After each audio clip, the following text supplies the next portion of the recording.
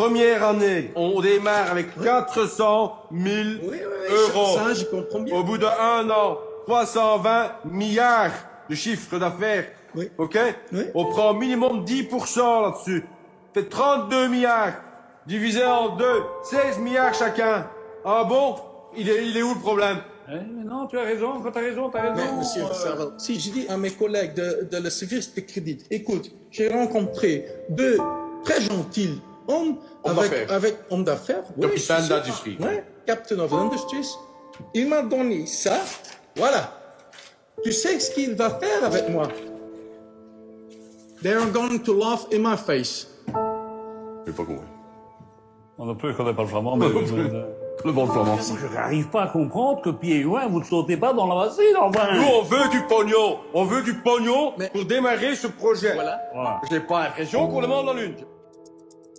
En 1969, l'industrie horlogère suisse domine le monde. Elle s'appuie sur les meilleurs mouvements mécaniques, un savoir-faire accumulé au fil des siècles et des montres qui se transmettent de père en fils. Bref, une quête d'excellence unitaire qui fonde une réputation perdurant encore aujourd'hui. Puis débarque sur le marché un objet moins prestigieux, moins esthétique. La montre japonaise a un mouvement quartz. Elle est moins précise qu'un chronomètre certifié, certes, mais elle est amplement suffisante pour qui veut simplement lire l'heure et surtout, elle est produite par millions à un coût dérisoire. En 6 ans, c'est 60% de l'industrie horlogère suisse qui s'effondre. Les Suisses conservent le marché de luxe, mais les Japonais raflent tout le reste. La leçon de cette crise ne porte pas sur la qualité intrinsèque de la pièce, elle réside intégralement dans le volume et dans le prix de vente. Aujourd'hui, en avril 2026, cette même mécanique se rejoue sous nos yeux, à la différence près que le champ de bataille n'est plus l'horlogerie, mais la guerre des puces et des fameux GPU, qui font tourner toute l'intelligence artificielle mondiale. Et cette semaine, nous avons assisté à la naissance de l'équivalent du quartz japonais. Comprendre cette dynamique, c'est donc dépasser le spectacle médiatique pour commencer à réfléchir à la manière de placer ses propres pions avant les autres. Dans cette vidéo, je vous propose de décortiquer avec moi 4 mouvements stratégiques. La bombe DeepSeek V4 et son alliance avec Huawei, la riposte défensive d'OpenAI avec GPT 5.5 sous pression face à Anthropic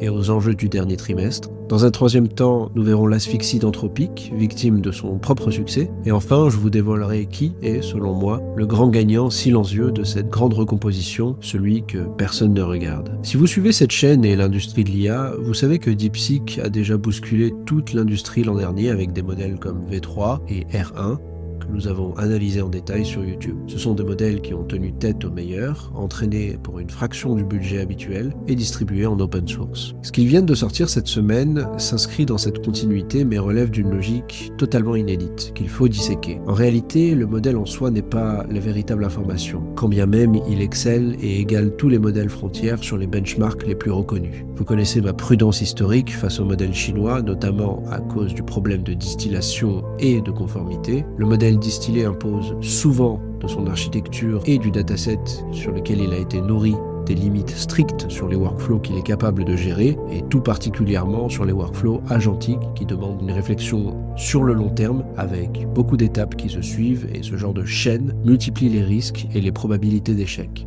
Le véritable bouleversement d'aujourd'hui concerne le hardware sur lequel il tourne, ou plutôt l'optimisation native et architecturale autour de laquelle il a été conçu. En effet, DeepSeek V4 est le premier modèle nativement optimisé pour le matériel chinois de la marque Huawei. Il ne s'agit pas d'une adaptation a posteriori ou d'un portage réalisé en urgence. Je parle ici d'une architecture conçue par des ingénieurs de qualité dès l'origine pour tourner sur du silicium 100% chinois via un framework logiciel CANN, C-A-N-N, qui signifie Compute Architecture for Neural Network, et qui est l'équivalent direct de CUDA et de NVIDIA. Si vous êtes ingénieur ou dans le domaine du machine learning, vous connaissez parfaitement cette stack puisque c'est le standard mondial incontesté depuis près de 20 ans pour le développement de modèles de langage.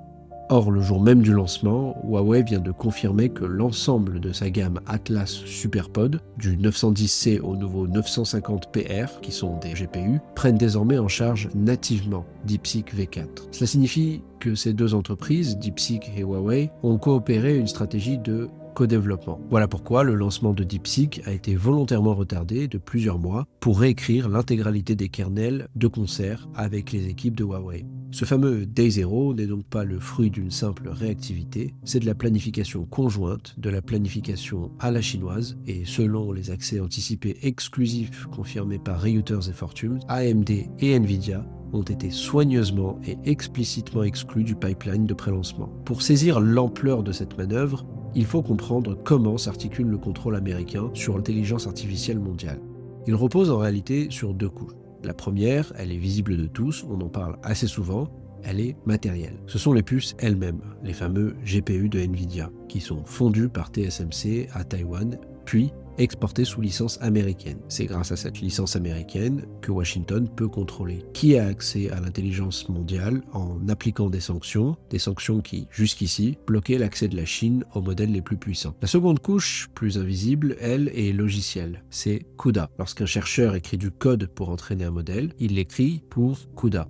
Ce qu'il faut bien comprendre, c'est qu'actuellement l'IA mondiale est sous perfusion américaine à cause d'un goulot d'étranglement précis. Le couplage entre la carte graphique, le matériel Nvidia physique et l'écosystème logiciel CUDA. Cependant, face à l'embargo américain et aux tensions sur la chaîne d'approvisionnement, la Chine a été forcée de développer une infrastructure alternative, notamment grâce à Huawei, et d'optimiser drastiquement son code pour s'affranchir d'Nvidia.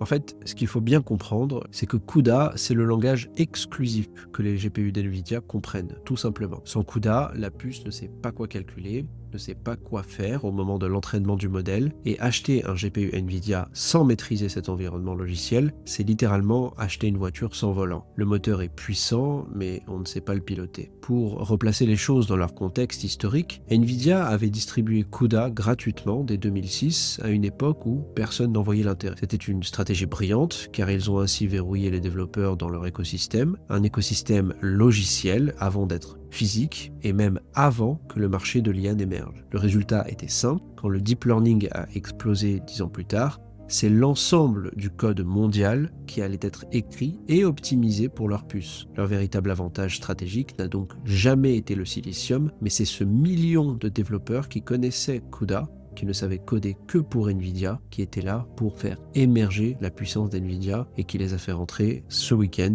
dans la catégorie des entreprises valorisées à plus de 5 000 milliards de dollars. C'est précisément ce que Jensen Huang, le CEO d'NVIDIA, craignait. Ce que DeepSeek vient de prouver, ce n'est pas juste qu'un bon modèle IA peut exister en dehors de l'écosystème américain, mais c'est la preuve technique que le monde n'est plus obligé d'acheter du matériel américain à prix d'or en pleine pénurie de GPU pour le futur de l'intelligence artificielle. Et ça, c'est une donnée qu'on a tendance à oublier et qu'il est bon de rappeler. Jensen Huang, le PDG d'NVIDIA, l'a d'ailleurs souligné lui-même sous le podcast d'Rakesh Patel la semaine dernière. Son constat était clair. Si les futurs modèles parviennent à s'optimiser sur une stack technologique et par un logiciel différent de CUDA affranchi du standard américain et que cette alternative se diffuse dans le monde, alors ce sera l'écosystème chinois qui prendra l'ascendant. Et si l'homme à la tête de l'entreprise qui profite le plus de ce monopole actuel est celui-là même qui tire le plus la sonnette d'alarme, j'imagine qu'il a dû être extrêmement surpris lorsque 48 heures après son intervention, DeepSeek a littéralement matérialisé le scénario exact qu'il redoutait. Je pense donc que tout le monde se doutait plus ou moins de ce que la Chine était en train de préparer.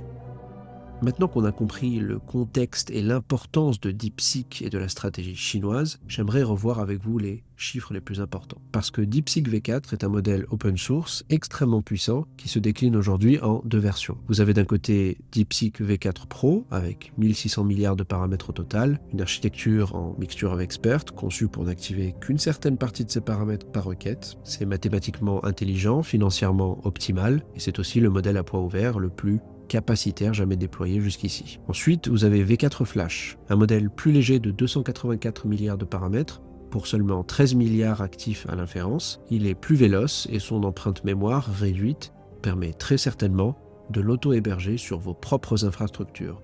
D'ailleurs, les deux nouvelles versions intègrent nativement une fenêtre de contexte d'1 million de tokens, soit 10 fois la capacité de la génération précédente. C'était un luxe que seul Gemini offrait, que Opus et T viennent de nous offrir il n'y a pas si longtemps, et désormais, c'est tout l'écosystème open source qui peut en bénéficier. Sur les performances brutes, DeepSeek V4 Pro talonne les meilleurs modèles propriétaires, GPT 5.5 conservant une légère avance, mais DeepSeek l'admet très honnêtement dans son rapport technique. Le modèle accuse un certain retard d'environ 3 à 6 mois sur l'état de l'art, c'est factuel, mais c'est surtout hors sujet. car le véritable levier d'adoption est avant tout stratégique. Comme tout le monde le sait, le prix et l'accessibilité de ce modèle est absolument imbattable. Et d'ailleurs, en parlant du prix, V4 Flash est facturé 14 centimes le million de tokens. V4 Pro, 1,74 centimes. 3 $ en sortie. En face, GPT exige 5 $ et Opus 5 $, avec 25 et 30 $ en sortie. Je sais, ça fait beaucoup de chiffres, mais faites le calcul. Une session d'inférence applicative un peu lourde, autour du million de tokens justement, coûtera environ 5 $ sur V4 Pro, contre 35 $ sur l'API d'OpenAI. C'est une compression des coûts de 85%. Cette mécanique va d'ailleurs s'accentuer. DeepSeek annonce une nouvelle baisse tarifaire au second trimestre de cette année, portée par la production de masse des clusters Huawei Ascend 950 qui arrive. C'est une politique de volume et de production de masse d'une qualité moyenne supérieure qui prend le modèle américain totalement à contre-courant. Aujourd'hui, OpenAI et Anthropic se battent sur le terrain du haut de gamme, augmentent leurs tarifs et imposent des quotas pour gérer la demande. DeepSeek, de leur côté, opère une manœuvre totalement inverse et inonde le marché d'une tarification assumée à un coût marginal, frôlant leur coût d'exploitation réel avec une marge unitaire quasiment nulle pour le fabricant. L'objectif n'est tout simplement pas la rentabilité immédiate. L'enjeu pour DeepSeek, Huawei et plus largement l'écosystème chinois est l'acquisition massive de volume pour verrouiller tout un univers, toute une sphère d'influence hors d'atteinte du modèle américain. Il s'agit d'offrir une véritable alternative au modèle de pointe américain, accessible, qui attire le volume, et c'est ce volume qui drainera des développeurs vers leur écosystème logiciel, qui ensuite, de par leur usage, générera des flux de données nécessaires pour affiner les futures versions du modèle. On crée ainsi des économies d'échelle tournées vers le long terme qui font mécaniquement chuter les prix et assurent à la Chine un avantage à long terme. Et c'est ici que l'analogie du quartz, dont je vous parlais un petit peu plus tôt dans cette vidéo, prend tout son sens. Huawei Ascend ne rivalise absolument pas avec les GPU de Nvidia en puissance brute. L'Ascend 910C, qui est leur modèle de pointe, ne délivre environ que 60% des performances d'une puce H-Cent. J'ai fait le calcul, les puces américaines restent donc environ 5 fois plus puissantes aujourd'hui, et c'est cet écart capacitaire qui est projeté à un facteur 17 d'ici 2027. Mais l'écosystème chinois ne cherche pas à battre l'axe Nvidia, OpenAI, Anthropic à puissance égale. Ils appliquent, tout simplement, la leçon de l'industrie japonaise avec l'horlogerie suisse. Le véritable goulot d'étranglement économique en 2026, ça n'est pas l'entraînement, c'est l'inférence. Il faut bien que vous reteniez ceci, l'entraînement est un investissement initial massif, certes, mais c'est une opération asynchrone et ponctuelle, tout à fait gérable avec une bonne planification de l'allocation et que vous exécutez en lissant la charge sur des heures creuses par exemple, quand la demande est moindre. L'inférence, au contraire, à l'ère de l'adoption massive des workflows agentiques, est beaucoup plus difficile à gérer, beaucoup plus délicat. Elle exige une disponibilité continue, une consommation qui explose avec des agents autonomes à certaines heures, des chaînes de tâches complexes, une adoption en entreprise qui est toujours en augmentation, des workflows tout nouveaux comme la recherche agentique qui consomme beaucoup plus qu'une recherche Google. Ce sont des sujets dont nous parlons régulièrement sur la chaîne et je vous le répète ici encore une fois, mais cette charge de travail continu pèse beaucoup plus lourd que l'Internet froid des années 2010. 10 puces fiables et bon marché supplanteront toujours 2 puces de pointe perpétuellement en rupture de stock. Il faut voir le problème comme un problème de demande pour une société de taxi par exemple. Si vous avez d'un côté 10 Toyota Corolla extrêmement fiables, toujours disponibles et jamais en panne, et de l'autre 2 Ferrari hors de prix et souvent au garage pour des problèmes techniques, pour faire tourner des millions d'agents, pour faire tourner votre flotte de taxis en production 24 heures sur 24 dans des infrastructures industrielles, la flotte de Toyota Corolla sera toujours le choix rationnel le plus rentable. Vous voyez donc que le Huawei Ascend, qui se négocie aujourd'hui autour de 7 à 10 000 $ l'unité, contre 30 000 $ pour une H-Cent de chez Nvidia, même en ajustant la différence de performance, c'est-à-dire environ 60%, le coût par token servi en inférence reste 40 à 50% inférieur du côté Huawei et chinois. L'avantage structurel du ratio performance-prix penche donc massivement du côté de chez Huawei. Et donc, on comprend un petit peu mieux pourquoi et comment DeepSeek a été construit. Les résultats dans l'année qui va venir, c'est que Huawei prévoit de livrer 750 000 puces en 2026 et d'inonder le marché de leurs racks et de leurs GPU avec une production domestique totalement affranchie des licences américaines. Bref, l'approvisionnement est non seulement souverain, mais il est massif et dimensionné pour absorber l'explosion de la demande, avant tout pour le territoire chinois, mais aussi pour tous ceux qui voudront s'inscrire hors de la sphère d'influence américaine. Le paradoxe des sanctions américaines que je soulevais l'an dernier se matérialise donc brutalement et montre un paradoxe inhérent à la politique de Washington. Toutes les restrictions conçues pour étouffer les capacités IA de la Chine les ont en réalité forcés à développer une chaîne d'approvisionnement souveraine de bout en bout, et en travaillant sous la contrainte, les développeurs chinois ont dû optimiser radicalement leur approche de l'architecture, mais aussi du hardware, pour forger une efficacité structurelle supérieure qui est aujourd'hui un avantage massif et décisif à l'heure où la consommation est en train d'exploser. Le 23 avril, OpenAI dévoilait GPT 5.5, un modèle aux capacités agentiques renforcées, aligné techniquement et tarifairement sur les standards qu'Anthropic est en train de dicter à l'industrie. À peine 24 heures plus tard, DeepSeek déployait sa V4 destinée aux professionnels. Ce timing, je pense qu'il est la continuité de la stratégie millimétrée de l'alliance DeepSeek-Huawei, qui a attendu qu'OpenAI sature l'espace médiatique avec un modèle dont la tarification premium serait d'autant plus contestée et ferait d'autant plus ressortir l'engouement autour du modèle chinois et de l'écosystème DeepSeek. Ils ont donc intelligemment imposé un comparatif tarifaire dévastateur en proposant l'équivalent open source pour un coût 5 à 10 fois inférieur et des benchmarks qui matchent tout à fait ce que le modèle frontière est capable de faire. J'ai l'impression qu'ils ont l'habitude d'habilement transformer le lancement d'OpenAI en une immense campagne promotionnelle à chaque fois, et on retrouve un petit peu ce schéma de la sortie de GPT 4.0 et de DeepSeek 3 à l'époque, pour ceux qui regardaient un petit peu déjà ce qui se passait dans le monde de l'IA. C'est à la fois gratuit et humiliant pour le monde américain, mais au-delà de l'anecdote, je pense que la véritable menace qui est immédiate pour OpenAI, elle ne viendra pas forcément de la Chine, elle vient aussi de son flanc ouest, parce qu'Anthropic leur rafle désormais le segment le plus juteux de leur marché sous leurs yeux en quelques mois à peine. J'ai regardé les données de Ramp et elles indiquent toutes que Anthropic capte aujourd'hui 70% des nouveaux contrats d'entreprise. Ces contrats à haute marge, avec une conformité exigeante, avec un effet de lock-in, assurent des revenus récurrents à long terme, une programmation beaucoup plus professionnelle qui donne à Claude un avantage décisif, font que OpenAI est sous pression non seulement par le bas à cause des modèles open source, mais aussi par le haut à cause de leur rivalité avec Anthropic. Les revenus annualisés d'Anthropic sont aujourd'hui à 30 milliards et dépassent ceux d'OpenAI qui sont toujours à 25 milliards pour la première fois de l'histoire. Et donc, face à l'hémorragie sur le segment entreprise, OpenAI a tenté de lancer GPT 5.5 comme une riposte d'urgence. Quand on regarde ce que techniquement GPT 5.5 est capable de faire, on remarque que Sam Altman repositionne désormais OpenAI sur la couche d'exécution, autrement dit sur l'inférence, plutôt que sur la simple recherche et le développement de modèles frontières. On voit aussi que l'intégration de Codex transforme l'interface en un véritable espace de travail agentique, un petit peu comme ce que Claude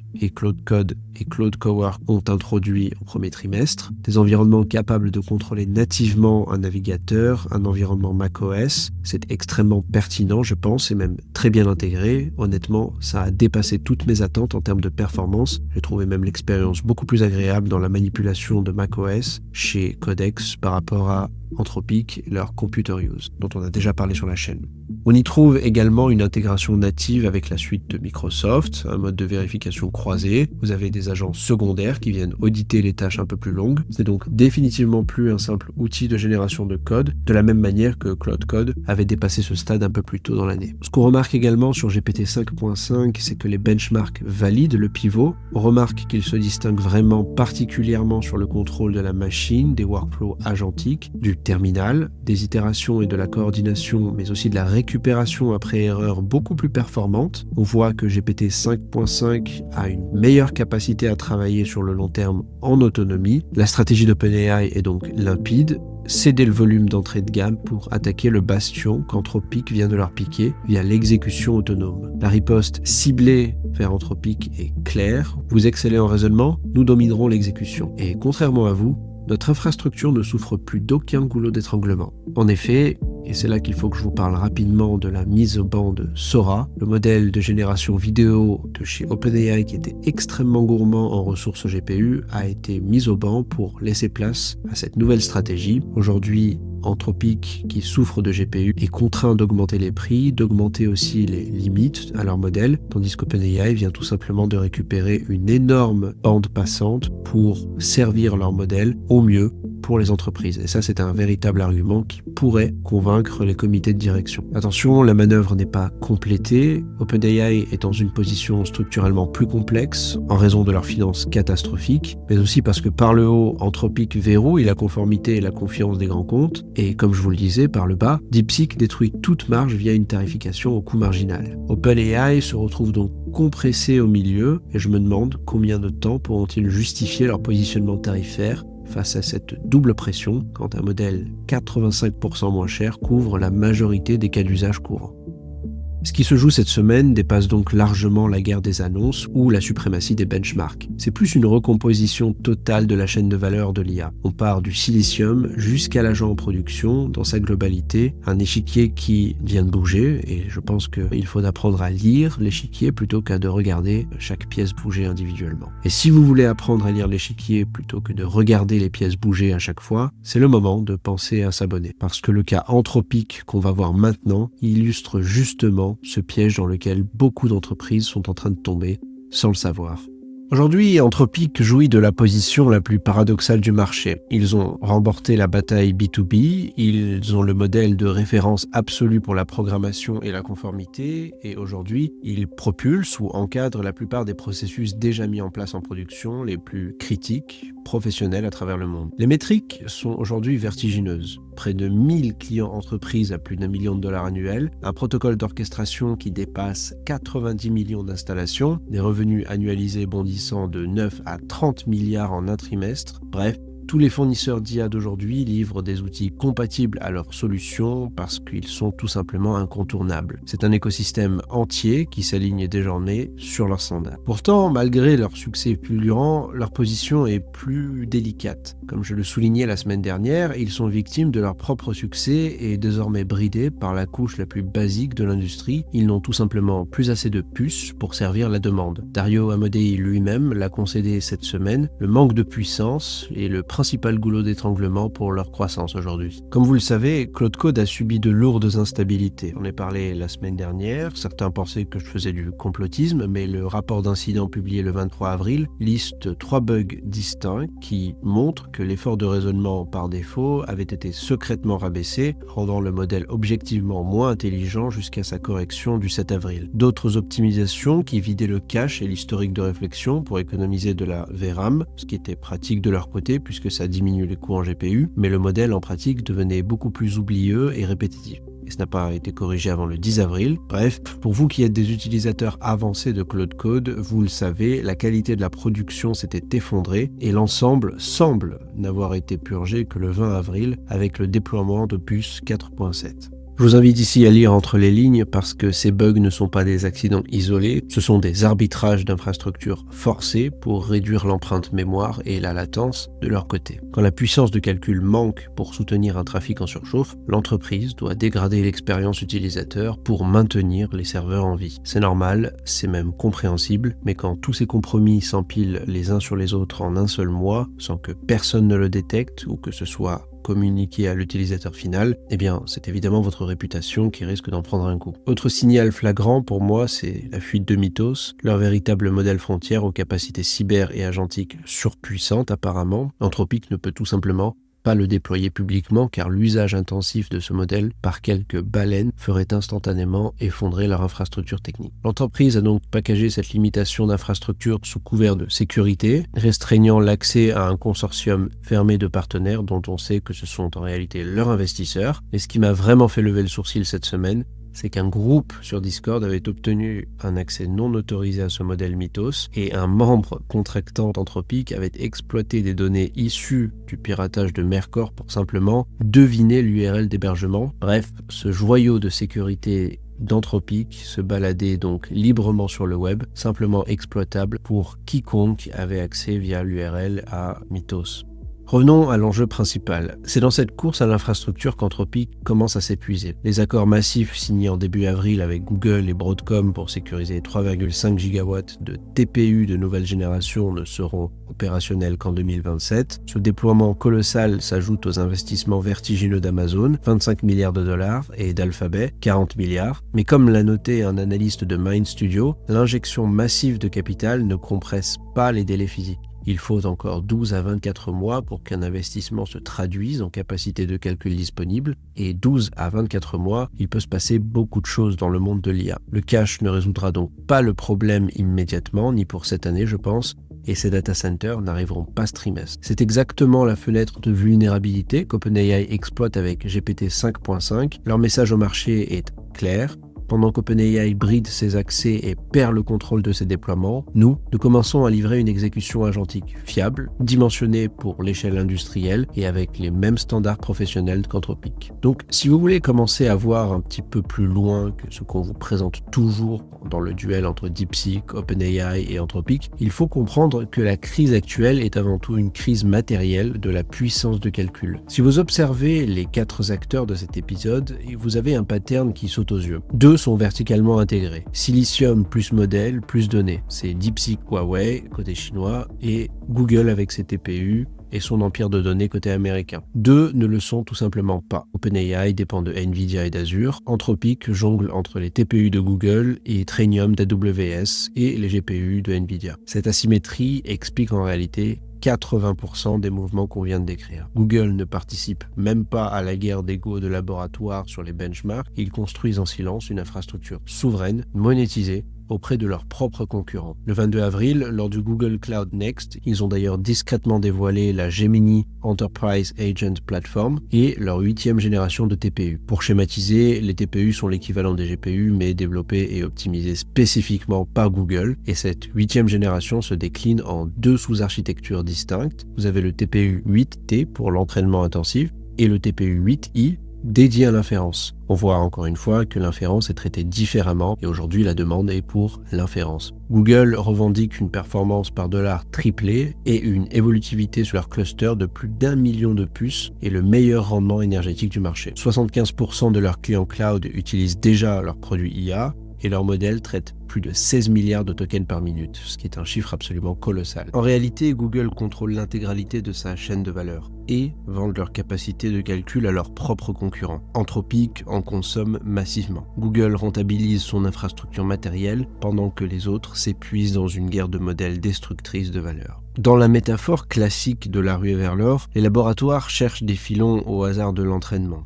risquant la ruine à chaque itération. Google, eux, vendent des pelles. C'est une métaphore usée, peut-être même surusée dans le monde de l'IA, mais c'est une métaphore qui colle bien. Nvidia aussi, mais Nvidia peut-être commence à faire face à la fermeture de son marché chinois. Google, en contrôlant son design, les TPU, la fabrication par Broadcom et la distribution via le Google Cloud, s'est bâti une verticalité telle qu'elle les protège de quasiment tous les aléas géopolitiques. Et sur la couche logicielle, Google déploie et consolide maintenant Agent Studio, avec 3 produits, Registry, Gateway et Observability, qui ne sont pas des noms de produits marketing pour le coup. C'est une véritable pile technologique complète, très claire, qui permet déjà de déployer, de gouverner et de passer les agents à l'échelle sans friction au sein de l'écosystème Google, surtout si vous êtes déjà sur le GCP ou sur Workspace, parce que ça simplifie énormément votre chemin jusqu'à la réussite de votre projet. Si vous êtes dans l'écosystème GCP et Workspace, n'hésitez donc pas à essayer ces solutions qui peuvent être un petit peu coûteuses, mais en réalité Google s'adresse à des décideurs qui ont les moyens technologiques et financiers pour mettre en place ce genre de solutions rapidement. Pour ces décideurs, la question n'a d'ailleurs jamais été quel est le meilleur modèle choisir. Ce qui compte vraiment, et je les audite chaque semaine, c'est la robustesse de la plateforme intégrée, capable de piloter mais aussi de sécuriser une flotte d'agents directement dans un écosystème d'entreprise et de manière autonome et à l'échelle.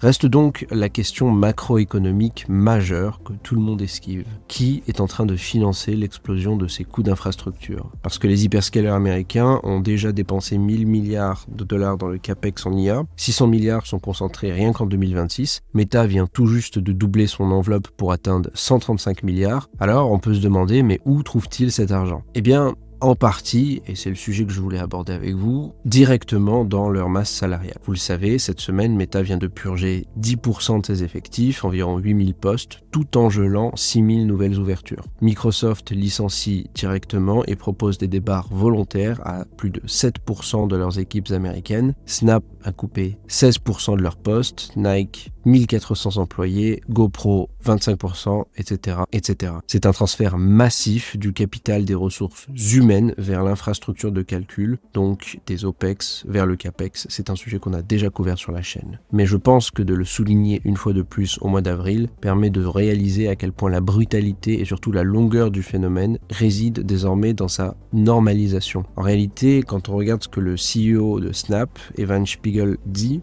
en citant explicitement l'IA comme levier pour éliminer les tâches répétitives et accélérer la vélocité des équipes, etc., etc. Tous ces euphémismes de communication RH sont en réalité le signal le plus fort d'une doctrine déjà assumée d'un nouveau modèle opératoire et désormais industriel. C'est une réalité brutale avec laquelle il faut désormais composer. D'ailleurs, le signal le plus clair de cette mutation, c'est la réaction des marchés financiers. Toutes ces annonces de licenciements massifs n'en déclenchent même plus de hausse spéculative. Meta a même reculé de 2% et Microsoft de 4%. Ce transfert de la force de travail vers le silicium est donc clairement devenu la norme attendue et aujourd'hui, ce n'est même plus un événement. C'est tout simplement le nouveau régime normal. Reformulé sous un angle différent, on ne licencie plus des humains, on se contente de réallouer du capital du travail vers le silicium. Et cette équation brutale, encore peu de gens l'ont intégrée dans leur logiciel. Chaque poste supprimé finance directement un rack de serveurs dans un data center au Texas, en Virginie ou en Scandinavie. Un serveur qui tourne 24 heures sur 24, qui n'exige ni congés ni avantages sociaux et dont le coût unitaire d'exécution s'effondre à chaque nouvelle optimisation des modèles, l'impact sur votre carrière est donc direct. Tous les rôles standardisés à haut volume, qu'on pense à la QA manuelle, au support de premier niveau, au RH de premier niveau, les analyses de données basiques, le reporting récurrent et bien sûr le management intermédiaire, tous ces métiers, on en a déjà parlé, sont en première ligne. Je voulais quand même faire un rappel ici parce que ce sont des postes qui sont directement concurrencés par l'effondrement des coûts d'inférence, justement permis par l'approche de DeepSeek. Donc, je m'attends à une accélération de ces phénomènes dans les semaines qui viennent. À l'inverse, les profils plus préservés sont ceux qui orchestrent et gouvernent ces architectures agentiques. DeepSeek est open source et pas cher, mais DeepSeek est excellent sur des tâches très unitaires et ne possède pas la profondeur de raisonnement des modèles les plus frontières pour redessiner la structure organisationnelle complexe d'une entreprise. Faites attention donc au marketing agentique. Comme toujours, la valeur se déplace vers le management agentique justement, décider de l'allocation des tâches, comprendre et prévoir les coûts en token de ces infrastructures, évaluer la pertinence des sorties, comprendre ce que l'agent fait, être capable de faire du business avec des humains. Tout ça, si vous le faites correctement et si vous êtes capable de prendre la main en cas de dérive ou d'hallucination, je peux dire avec confiance que votre travail n'est pas impacté par l'IA et l'automatisation. En tout cas, pas tout de suite. Si votre travail s'apparente à de l'exécution stricte d'un arbre de décision, vous êtes dans la zone d'impact direct. Si vous êtes celui qui conçoit cet arbre, celui qui dessine et supervise cet arbre, alors vous êtes dans une position plus défendable. Derrière donc la guerre d'infrastructures et des capacités de calcul, se prépare un second goulot d'étranglement majeur que je vous promettais d'aborder plus tôt. Si le calcul et la puissance de calcul concentrent aujourd'hui toute l'attention, à juste titre, c'est la donnée de haute qualité, selon moi et selon beaucoup d'experts, le prochain mur de l'industrie. Le rapport de Stanford Index, publié il y a quelques semaines, confirme que l'industrie s'approche du peak data. Ce sont ces réserves de contenu humain de haute qualité qui s'épuisent à vitesse grand V et qui sont les éléments en réalité différenciants les plus importants aujourd'hui au niveau des modèles les plus récents. Un point de rupture qui a été projeté entre 2026 et 2032 par Epoch AI et la conséquence directe, c'est que la taille et la nature des jeux de données d'entraînement des grands laboratoires est désormais devenue un secret industriel jalousement gardé. Et quand une information devient secrète, c'est qu'elle est souvent devenue stratégique. Sur le champ de bataille de la donnée fraîche, regardez qui a quoi et qui a l'avantage. L'avantage est clairement à Google, puisque Google est aujourd'hui hégémonique. Ils ont Search, YouTube, Android, Maps, Gmail, des volumes colossaux, multilingues, continuellement mis à jour, profondément ancrés et chez le consommateur et en entreprise, avec des données réelles, massives et diversifiées. C'est absolument imbattable.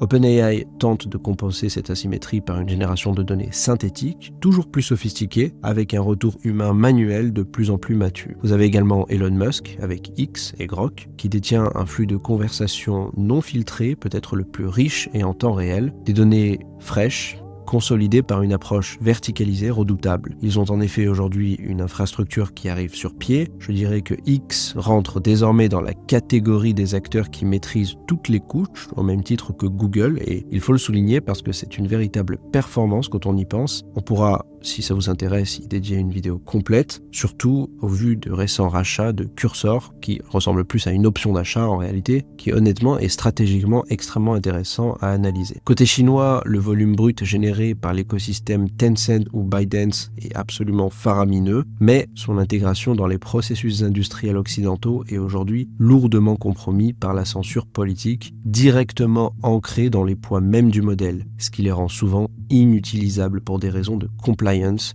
dans des grosses entreprises européennes ou américaines. Je sais que vous êtes nombreux en commentaire à me demander pourquoi est-ce que je ne mets pas en avant les modèles chinois autant que cela. Eh bien voilà, vous avez votre raison. C'est en réalité applicable à l'échelle de l'individu ou de la petite équipe, mais ça devient vite un véritable calvaire à faire accepter en entreprise, surtout quand vos partenaires sont des noms sérieux.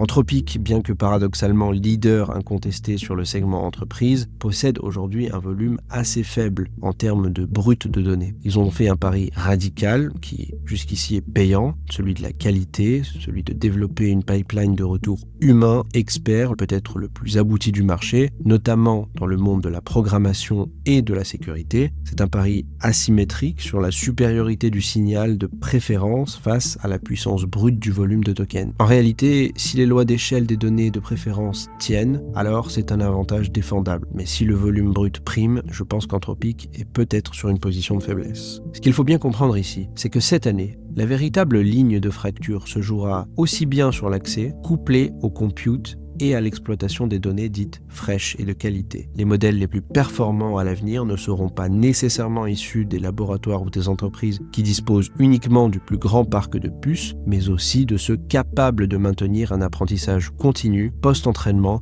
via des gisements de données exclusifs. Cela permet une amélioration continue des modèles.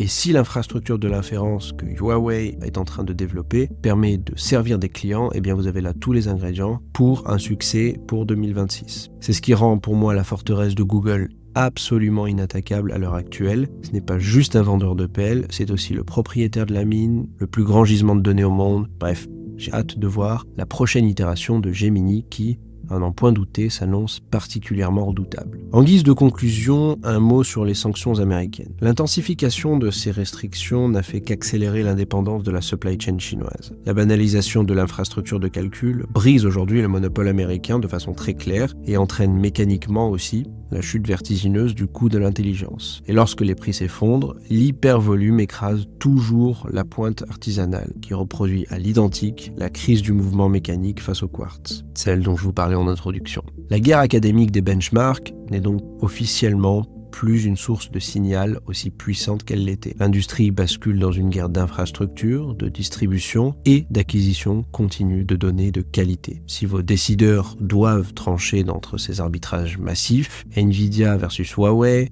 CUDA versus Scan, API fermée versus déploiement local de modèles open weight, tous ces choix technologiques ne sont plus de simples décisions d'ingénierie, ils dictent votre positionnement et géopolitique, et quant à votre indépendance, et aussi sur la pérennité de votre stratégie si vous êtes une grande entreprise pour la décennie à venir. Cette vidéo, je l'espère, vous aura fourni une compréhension et une grille de lecture nécessaires pour dépasser le bruit, anticiper les mouvements structurels et penser vos stratégies technologiques sur le temps long, que ce soit pour l'échelle individuelle, si vous êtes freelance, entrepreneur ou un décideur dans une entreprise. Si cette approche résonne avec vos enjeux professionnels, eh bien, je vous invite à nous rejoindre, nous et notre communauté sur Patreon et de plus en plus sur Discord. Nous y rassemblons des DSI, des CTO, des fondateurs de start-up, des chefs de produits, des profils un peu plus techniques, mais aussi quelques juniors. Et je pense sincèrement que d'avoir une communauté de qualité avec laquelle on peut échanger quotidiennement permet justement d'avoir une pratique presque sportive de l'intelligence artificielle, de maintenir ce muscle critique, votre jugement et votre veille technologique. Vous le savez, j'ai toujours défendu l'IA comme étant une discipline plus sportive qu'un diplôme figé qui vous assurera une connaissance pendant 15 ans. Nous avons un nouveau programme qui vient de sortir, un nouveau projet, le second cerveau, auquel je dédierai une vidéo très bientôt. C'est un parcours d'apprentissage très pratique et guidé en quelques leçons pour concevoir, déployer et gouverner votre première architecture cognitive basée sur un système agentique. Derrière ces mots un petit peu compliqués, concrètement, vous apprendrez à construire un petit wiki personnel maintenu par un agent pour vous à partir de vos sources de données, vos notes. Vous y mettrez en place une première architecture de base pour y écrire quelques fichiers de configuration, tout ça sur votre ordinateur. Si vous préférez utiliser Claude Code avec Opus, qui est le chemin par défaut le plus fluide et le plus facile, vous avez cette option. Si vous voulez utiliser OpenCode avec DeepSeek V4 en local sur votre machine pour garder toutes vos sources privées et rester indépendant, vous pouvez le faire. C'est l'occasion aussi de développer ces quelques compétences pour votre carrière. Aucun prérequis technique n'est exigé et vous aurez toutes les ressources accessibles qui vous prendront étape par étape le plus rapidement possible pour progresser sur ces sujets. Si vous avez le moindre souci, la communauté est là pour vous aider, pour vous débloquer, et l'objectif de mes vidéos est comme toujours de vous donner les outils intellectuels pour aborder, comprendre, mais c'est dans la communauté Patreon qu'on passe réellement à l'action. Et donc, pour passer de l'analyse théorique à l'exécution technique et stratégique, je vous invite à nous rejoindre. Merci pour votre écoute, pour votre patience, et si un membre de votre réseau est actuellement en phase de renouvellement d'infrastructures logicielles ou matérielles, n'hésitez pas à lui partager cette vidéo. Au regard de ce qui s'est passé cette semaine, je pense que son choix doit tenir compte d'une partie au moins de la grille de lecture que j'ai tenté de vous partager aujourd'hui. Nul doute que les critères de décision viennent d'être brutalement mis à jour cette semaine. Restez curieux et à la prochaine. Il faut savoir que les ordinateurs ont remplacé les employés et les machines les ouvriers. Et là, je barre la route, c'est le cas de le dire. Qui dit barrage dit péage. Et je pense que moi, avec mes barrières automatiques, c'est fini les grossesses, les congés payés, les 13e mois, les certificats médicaux et les gens qui carottent chez eux. Vous comprenez chez moi? C'est une fois par an, un entretien, et puis c'est terminé. Et j'ai un outil économique qui est cohérent et qui fonctionne. Perturbant. On vous sent, perturbé. Oui, dire que les salariés, c'est que des feignants, c'est ce qu'il vient de dire. Les salariés, c'est souffert de ma part. Et j'en vois tous les jours. Des gens qui souffrent, c'est des êtres humains. Une barrière, c'est loin d'être un être humain. Moi, je souffre pas. Hein. Non, mais j'ai jamais dit que vous étiez un être humain. Je souffre pas. Hein. J'ai jamais dit que vous étiez un être humain. On est bien d'accord.